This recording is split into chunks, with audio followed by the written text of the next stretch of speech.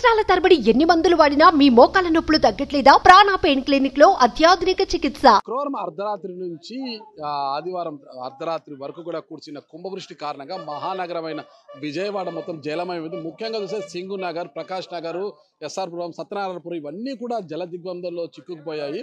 ముఖ్యంగా తీసుకుంటే ప్రకాష్ నగర్, సత్యనారాయణపురం ఈ ప్రాంతాలందరికీ కూడా అన్న ప్యాకెట్లు భోజన ఏర్పాట్లు కావచ్చు, భోజన ప్యాకెట్లు కావచ్చు, వాటర్ ప్యాకెట్లు కావచ్చు ఏవి కూడా అందలేదని చెప్తున్నారు.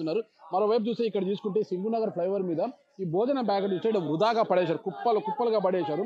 అక్కడేమో అన్నమో రామచంద్ర అని వాళ్ళు అలమటిస్తుంటే, మరోవైపు చూస్తే ఈ భోజన ప్యాకెట్లు మాత్రం ఇక్కడ కుప్పలుగా ఉంటాయి. ఇంత దూరం తీసుకొచ్చిన వారు కాస్త ముందుకు వెళ్ళి బోట్ల సాయంతో ముందుకు వెళ్ళి బాధితులందరికీ కూడా భోజన ప్యాకెట్లు అందించి వారి యొక్క ఆకలిని తీర్చి ఉంటే బాగుండేది అని అందరూ కూడా భావిస్తున్నారు. అందరూ కూడా ఇక్కడికి వచ్చేసి ఇటు నుంచి ఇటే ఎగువ ప్రాంతం వల్ల తీసుకెళ్ళిపోతున్నారు తప్పితే దిగువ ఎవరైతే జల దిగ్బంధంలో చిక్కుకొని అలమటిస్తున్నారో వారిని మాత్రం ఎవరు పట్టించుకోవడం లేదని చెప్తున్నారు.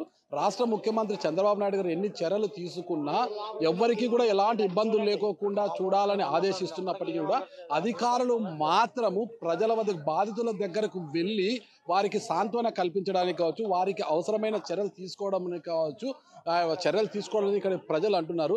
ఇలాంటి చంటి బిడ్డలతో, ఇలాంటి తల్లిదండ్రులు చంటి బిడ్డలతో పడుతున్న ఇబ్బందులు కూడా మనం చూస్తూనే ఉన్నాము.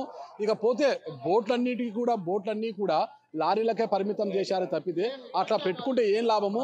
ఆ బోట్లను నీటిలోకి దింపి అవసరమైన ప్రాంతాలకు పంపించి అక్కడ వరద నీటిలో చిక్కుకున్న వారిని సురక్షిత ప్రాంతాలకు తరలిస్తే కదా బాగుంటుందని ఇక్కడి ప్రజలు అంటున్నారు.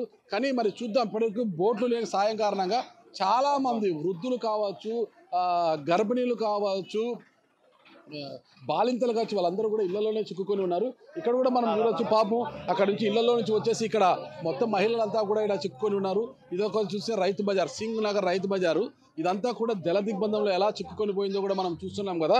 అంటే ఈ పరిస్థితి మనము దాటాలి అన్నా, ఈ ప్రాంతం అంతా పాత స్థితిలోకి రావాలన్నా ఒక వారం రోజుల పాటు వర్షము రాకుండా ఎండ వస్తే తప్పితే ఈ పరిస్థితి అంతా కూడా చక్కబడే అవకాశం అయితే కనిపించడం లేదు. అయితే ఈ వారం రోజుల పాటు కూడా రాష్ట్ర ప్రభుత్వం స్పందించి అధికారులను ప్రతి కాలనీకి పంపించి బాధితులకు ఆహారపు సౌకర్యాలతో పాటు మంచినీటి సౌకర్యాలు, నిత్యావసర సరుకులను కూడా అందించాల్సిన అవసరం అయితే ఎంతైనా కనిపిస్తుంది. ఇలా కాకుండా వరుణుడు మరింత విజృంభిస్తే మాత్రము విజయవాడ మహానగరం మరో వయనాడు కాక తప్పదనేది ఇక్కడి ప్రజల యొక్క బాధ. గతంలోనే చెప్పారు బ్రహ్మంగారు తన కాలజ్ఞానంలో విజయవాడకు వరద ముప్పు ఉంది అని చెప్పారు కదా. ఆ వరద ముప్పు ఇప్పుడు పొంచి ఉందా అనే విధంగా కూడా విజయవాడ ప్రజలు భయాందోళనకు గురవుతున్నారు. విజయవాడ ప్రజల భయాందోళనకు గురి చేసి ఎప్పటికప్పుడు బాధితులను సురక్షిత ప్రాంతాలకు తరలించాల్సిన బాధ్యత ప్రభుత్వంపై ఉంది. ఇక్కడ మరోవైపు చూసి మొత్తం కూడా జనం అంతా కూడా ఫుల్గా గుమిగూడి ఉన్నారు. మొత్తం కూడా ఇక్కడ జనం అంతా కూడా ఇప్పటికే చూడండి, చంటి బిడ్డల వాళ్ళంతా కూడా చూడండి ఎలా తీసుకొస్తున్నారు. ఆసుపత్రులలో ప్రసవించిన తల్లులు కావచ్చు, వాళ్ళందరినీ కూడా ఎలా తీసుకొస్తున్నారు. వీరందరూ కూడా చూడండి, సింగు నగర్ ఆసుపత్రులలో ప్రసవించిన అంతా కూడా సురక్షిత ప్రాంతాలకు రెస్క్యూ టీం తరలిస్తుంది. వీరందరినీ చూడొచ్చు, ఎంత నానా ఇబ్బందులు పడుతున్నారు అదంతా చూడండి. అతను కూడా పాప ఈ చంటి తల్లి చూడు, ఏమైంది తల్లి? మామూలేనా ఇక్కడ జనం తల్లి? ఓకే, ఈ జన సందోహంలో తన కాలు దొక్కారని ఆ చంటి బిడ్డ కూడా కన్నీటి పరిమితమవుతుంది. ఎవరి కష్టాల వల్ల కనిపిస్తున్నాయి ఇక్కడ అసలుకి. మరోవైపు సింగు నగరు, ప్రకాష్ నగరు కాలనీ వాసులంతా కూడా ఇళ్లను ఖాళీ చేసి చూడండి మొత్తము తమ మూటాముల సర్దుకొని సురక్షిత ప్రాంతాలకు వెళ్ళిపోతున్నారు. ఇక్కడ మొత్తం మీద పోలీసులు కావచ్చు, రెస్క్యూ టీం కావచ్చు తన వద్దకు వచ్చి తమ సమస్యలు తీర్చాలని డిమాండ్ చేస్తున్నారు. ఏ పరిస్థితి ఏంటండి? లోపల నుంచి వచ్చామండి. యాక్చువల్గా చాలా మంది సఫర్ అవుతున్నారు. అంటే ఫుడ్ అంటే పెద్దవాళ్ళు ఉన్నారు, భోజనాలకి కానీ ఏదైనా పిల్లలందరూ ఫస్ట్ ఫ్లోర్లు మొత్తం మునిగిపోయినాయి. ఫస్ట్ ఫ్లోర్లు మొత్తం నందమూరి నగరు, తోటవారి వీధి మొత్తం ఫస్ట్ ఫ్లోర్లు మొత్తం మునిగిపోయినాయి. కనీసం మినిమం వాటర్ కానీ ఫుడ్ కానీ ఏం లేదు. పైన ఫస్ట్ ఫ్లోర్లు మునిగిన వాళ్ళు పెద్దవాళ్ళు, హార్ట్ పేషెంట్లు కూడా ఉన్నారు లోపల పిల్లలతో సహా. ప్రకాష్ నగరు, నందమూరి నగరు మొత్తం కూడా వృద్ధులు చాలా మంది ఉన్నారు, హార్ట్ పేషెంట్లు ఉన్నారు. వాళ్ళకి భోజన ఏర్పాట్లు కూడా లేవు, వాటర్ ప్యాకెట్లు కూడా అందించడం లేదంటున్నారు. ఇక్కడ తోపులాట చూస్తే మరింత ఎక్కువ అవుతుంది.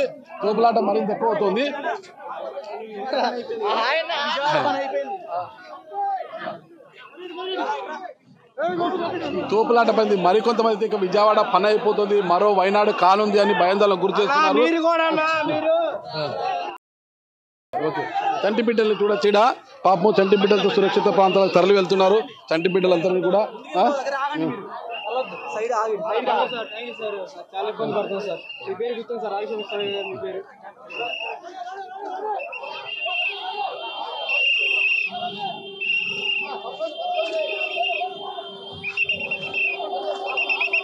ఆటోలలో కూడా సురక్షిత ప్రాంతాలకు రెస్క్యూ టీం తరలిస్తుంది. మొత్తము ఎక్కడ చూసినా వృద్ధులు, చంటి బిడ్డల తల్లులే మనకు కనిపిస్తున్నారు ఆటోలలో. అంటే సింగు నగర్, ప్రకాష్ నగర్, నందమూరి నగర్ నుంచి కూడా అందరినీ తరలిస్తున్నారు. మరోవైపు చూస్తే ఇక్కడ భోజనం కోసము, వాటర్ ప్యాకెట్ల కోసము అక్కడ జనం ఎగబాకుతున్నారు అనమాట. బుక్కడి నీళ్లు దొరుకుతారు. ఇక్కడ బిస్కెట్ ప్యాకెట్లు పంపిణీ చేస్తున్నారు.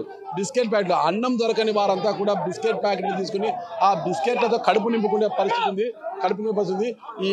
ఈ తోపులాటల్లో ఎవరికి ఏ ప్రమాదం జరుగుతుందో అనే ఒక ఆందోళన కూడా చాలా మందిలో కనిపిస్తుంది. అమ్మ నాన్న ఉన్నారు సార్, అన్న తమ్ముడు అందరూ. నాన్నగారికి ఒంట్లో బాగాలేదు, కనీసం ఆ చివరి ప్రాంతాలకి ఏమీ లేదు, ఎక్కడా లేదు. ఇక్కడికిక్కడ ఎవరైనా వస్తున్నారు. నాయకులు చాలా దారుణంగా ఉంది.